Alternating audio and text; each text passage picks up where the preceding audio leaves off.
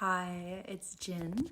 I come to you about my regenerative detox journey and how it's been for me going off gluten. And it's it's not been great. After the first week, I said, okay, I'm going to treat myself. I'm going to allow myself buckwheat bread. You know, I used this in the beginning of my journey when I really went hard into detox. Eventually, after starting that journey, I toast it and then I have it as like a really special treat, you know. Actually, I even indulge in 2 eggs. Eggs really block and create stagnation in the lymph. And I was like, you know what? I'm going to do this because this is what keeps me on the journey. And I'm lucky because my body tolerates it too. My body tolerates, you know, quite a lot in terms of like iffy foods, you know, foods not designed for our species. Buckwheat's different because buckwheat is gluten-free. However, it's still a grain, so it still takes a lot of effort with the pancreatic action, you know, to metabolize all of those complex sugars. What I learned from Arnold Ehret, one of the teachers I really used to follow after the injury when I was really dedicated, about a decade ago, dedicated to healing and regenerative detox, was Arnold Ehret. And Arnold Ehret would talk about toasting bread to have a less mucus forming effect as well.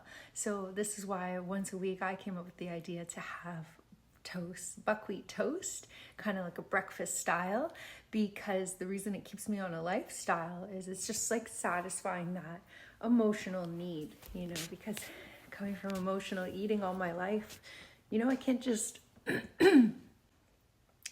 I can't just, you know, reprogram myself instantly. It's not going to be overnight that the changes take place. You know, it's been 40 years of, just self-soothing, you know. My mom said I was pretty addicted to apple juice in a bottle. So that's how long ago these food addictions were in place. And so I'm trying to reprogram. I think you get it.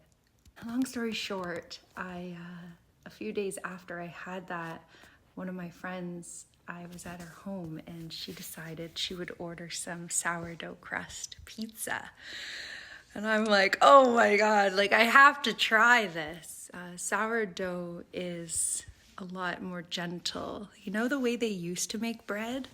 Like that was the proper way.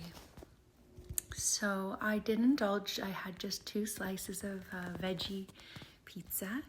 But you know, I just noticed I have to sleep so much after that. And now not even a week has passed and I went to a Christmas party yesterday and I saw myself going for the cookies. It is a Christmas party after all. So I went first for this like one that my friend made that are like these balls. And I thought that's the only one she made. And I said, okay, I gotta try what she put her heart into. And it was like a gingerbread. And I was raving and raving about it. And that was all that was said. About an hour later, I find out that she's got 2 flavors in the cookie box. So I said, well, what's the other flavor? And I got into that because it was walnut. And that sounded delicious. Man, just 2 of these. And I'm sleeping like 12 hours. I did wake up with energy, which is a testament to going off gluten now for so long because I was not waking up with any energy when I was eating all the gluten for the last couple years. If you're following my journey, you'll know that. Something that might help me is to review my intention. Like, why am I going off gluten in the first place? And I was told by a good friend, write out those reasons, you know. I have to look back at those often because otherwise this is what I do.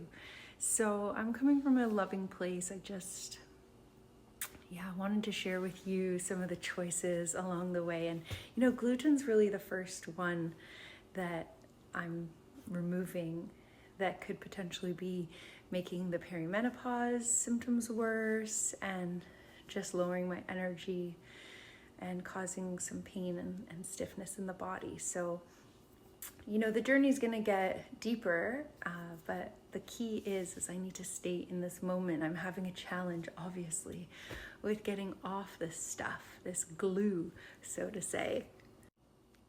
On a side note, funny enough, the fiction novel I'm reading that takes place in England, the gentleman's eating pastry, and the author is describing him masticating this pastry into a glue. And so that was just kind of another interesting thing to bring my awareness to the fact that, yeah, I went back on the gluten for a couple days. So we'll see. I'm going to be trying to be a bit more clean over the holidays. It's bound to not be perfect, but you know, I really want to feel energy, and I got to go back and review those reasons why I'm doing this, and perhaps I can share that with you the next time. Wishing you all the best over the holiday season, whether you celebrate or not. Remember, not everybody is into mindfulness, and we never really know what's going on in another person's life. We'll be seeing you again soon. Take care.